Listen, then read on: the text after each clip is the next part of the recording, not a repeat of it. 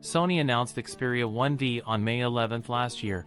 According to a leaked poster from Weibo, Sony will be holding an Xperia launch event on May 17th. Last week, a new leak arrives to show us renders from. As we get closer to that date, the number of leaks about it is growing. Less than a day ago, the phone's camera island leaked, and today Xperia 1.6 price leaks. The phone will allegedly cost slightly less than its predecessor, going for TWD $39,900, $1,224, instead of TWD $41,990, $1,288. The biggest Sony Xperia 1.6 leak so far details its camera, which will apparently include a 48MP main camera, a 48MP ultra-wide one, and a 48MP telephoto camera, offering 3x optical zoom, and reaching 6x zoom through a sensor crop. So there will be far more megapixels for the ultra-wide and telephoto cameras to play with this year if this leak is right. The same site also reports that the Sony Xperia 1.6 might come with a choice of 12GB or 16GB of RAM. All versions of the Sony Xperia 1V have 12GB,